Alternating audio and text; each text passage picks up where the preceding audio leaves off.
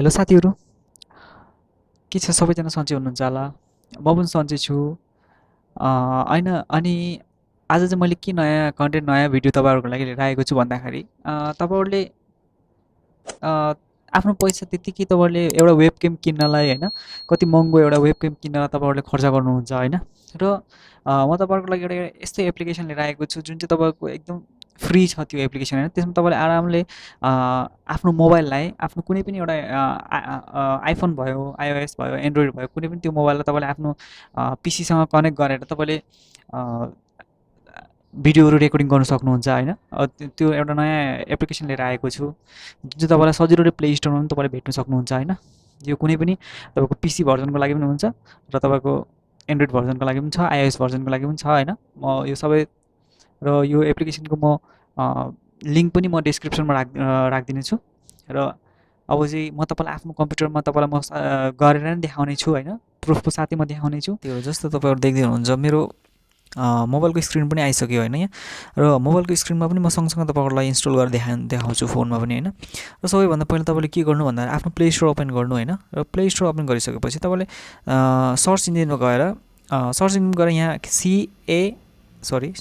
यहाँ chemo studio भनेर search गर्नु होइन मेरो यहाँ माथि आइसक्यो यो केमो स्टुडियो भनेर यहाँ तपाईँको यसरी छ अगाडि केमो वेबक्याम फर म्याक एन्ड पिसी भनेर छ हो यसलाई चाहिँ तपाईँले इन्स्टल गर्नु होला र मेरो यहाँ अलरेडी इन्स्टल भइसकेको छ र यसलाई इन्स्टल भइसकेपछि यसलाई ओपन गर्नु होला एकचोटि र यो ओपन भइसकेपछि तपाईँको यस्तो इन्टरफेस आउँछ यहाँ होइन र यस्तो इन्टरफेसमा तपाईँको यो जुन चाहिँ माथि प्लसको वाइफाईको सिग्नल र यो प्लसको सिम्बल छ नि हो यो प्लसको सिम्बल ओपन गर्ने बित्तिकै तपाईँको एउटा क्युआर कोड आउँछ यो तपाईँको पिसी वा कम्प्युटरमा जुन चाहिँ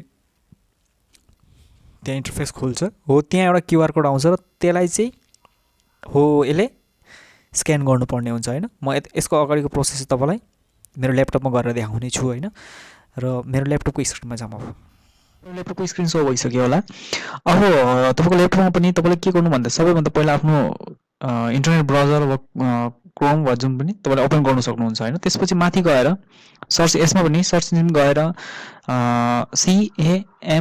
केमो एसटियुडिआइओ यो एन्टर गर्नु होला होइन यो अनि यो फर्स्टको जुन चाहिँ छ यो केमो ग्रेट भिडियो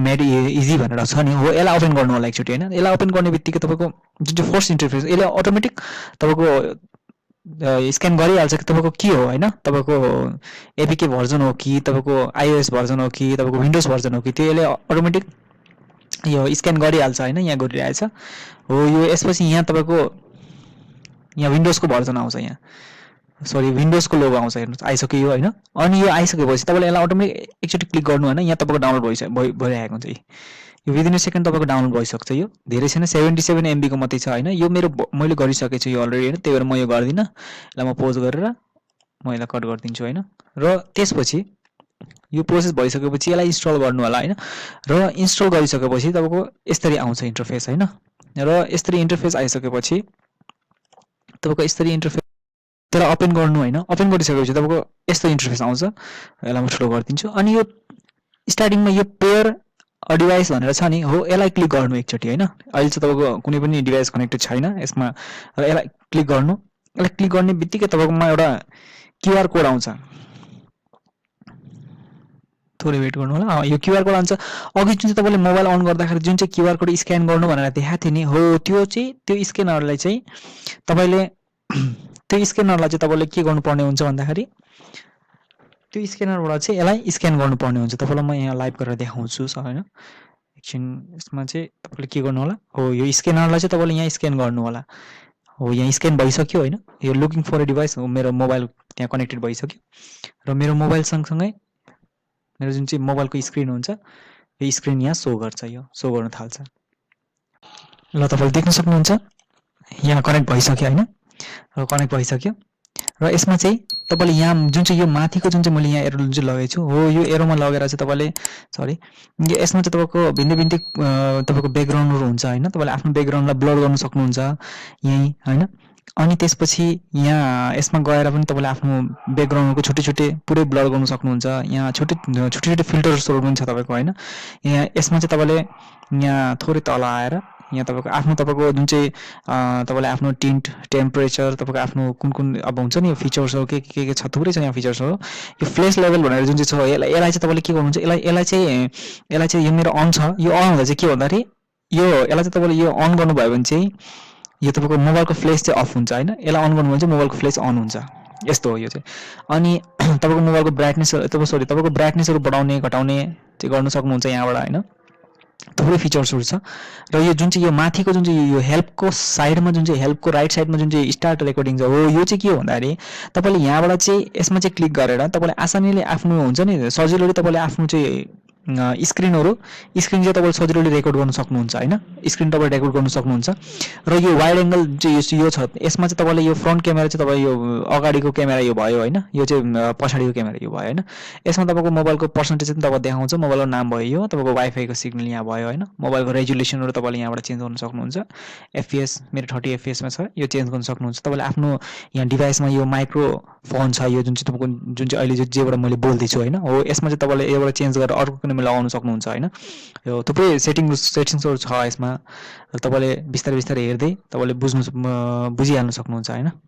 र वाटरमार्कहरू तपाईँले आफ्नो वाटरमार्क लगाउन सक्नुहुन्छ, क्यामेराको वाटरमार्क कस्तो टाइपको तपाईँलाई चाहियो होइन। अनि प्रिसेट्सहरू छ यहाँ, कुन चाहिँ प्रिसेट्स तपाईँलाई चाहियो तपाईँले त्यो लगाउन सक्नुहुन्छ यहाँ।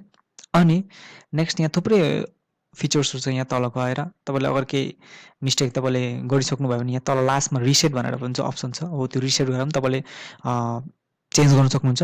र यसमा चाहिँ इस्यु चाहिँ के छ, अब नम्बर 1 इस्युमा यसमा चाहिँ तपाईँलाई के छ भन्दाखेरि तपाईँलाई आफ्नो जुन चाहिँ तपाईँको राउटर कनेक्सन जुन चाहिँ छ, राउटरको कनेक्सन मतलब तपाईँको वाइफाई र जुन चाहिँ तपाईँको मतलब फोन र यो ल्यापटपको वाइफाई नेट चाहिँ एउटै राउटरबाट कनेक्ट हुनुपर्छ,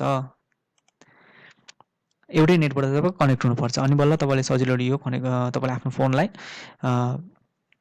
फोनलाई वेबक्यामको युज गर्न सक्नुहुन्छ, बुझ्नुभयो नि। वेबक्याम जस्तो युज गर्न सक्नुहुन्छ। तपाईँको नेट चाहिँ एउटै उयोमा कनेक्ट हुनु पर्छ। र तपाईँहरूले अब हामीले धेरै पैसा खर्च गरेर चाहिँ यो वेबक्यामहरू किन्छौँ होइन, हामीले वेबक्यामहरू पर्चेस गर्छौँ। र हाम्रो धेरै जस्तो साथीभाइहरूको हाम्रो ल्यापटपको क्यामेरा पनि यति साह्रो क्लियर हुँदैन होइन हो। त्यसको लागि चाहिँ यो मेथडले चाहिँ एकदमै वर्क गर्छ होइन। तपाईँहरूले आफ्नो कम्प्युटर आफ्नो पिसीमा युज गरेर हेर्नु होला। मैले चाहिँ धेरै राम्रो हेल्प भएको छ मलाई चाहिँ। र त्यही भएर चाहिँ मलाई चाहिँ एकदमै राम्रो लाग्यो यो चाहिँ होइन। अनि तपाईँले आफ्नो ब्याकग्राउन्डहरू पनि यहाँबाट चेन्ज गर्न सक्नुहुन्छ। तपाईँलाई अगर हाम्रो कोठाहरू अर्को उयो छ भने यसरी तपाईँ आफ्नो ब्याकग्राउन्ड चेन्ज गर्न सक्नुहुन्छ। र यहाँ तपाईँको यसमा थोरै मेरो मोबाइललाई साइड गर्छु। यसमा चाहिँ तपाईँले आफ्नो फ्रेमिङहरू गर्नु सक्नुहुन्छ यहाँ होइन। तपाईँलाई कति जुम चाहियो आफ्नो, तपाईँको आफ्नो यो फेस थोरै मेरो ल्यापटपको साइडमा छ मेरो फोन, सरी।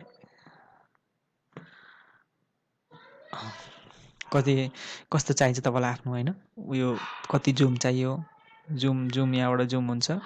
र मलाई चाहिँ मेरो ल्यापटप क्यामेरा भन्दा चाहिँ होइन, मैले यो चाहिँ कनेक्ट गर्दा चाहिँ मलाई एकदमै क्वालिटी पनि राम्रो आयो होइन, यसमा चाहिँ मलाई चाहिँ अलिकति एकदम राम्रो लाग्दैछ यसमा चाहिँ होइन।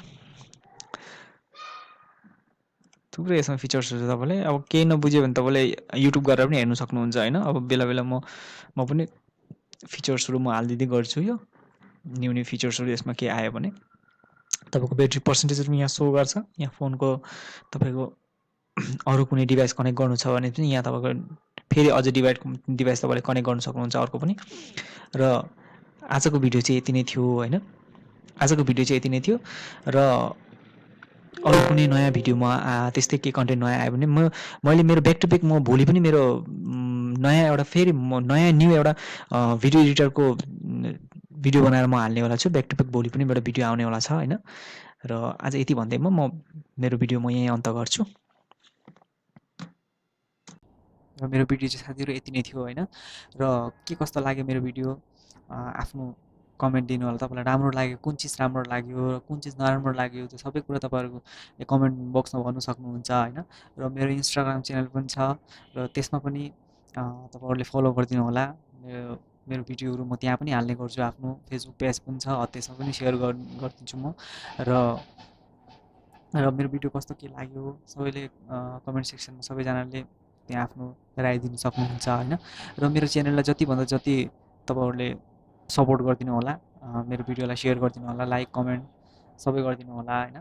अनि मेरो च्यानललाई चाहिँ तपाईँहरूको सपोर्टको जरुरी छ र म अब कन्टिन्यू मेरो भिडियोहरू हाल्दै गर्छु, आफ्नो टेक्नोलोजी भिडियोहरू जति पनि छ होइन, म सबै सेयर गर्दै गर्छु तपाईँहरूसँग। र यति नै भन्दै म आज मेरो भिडियो यहीँ राख्छु होइन।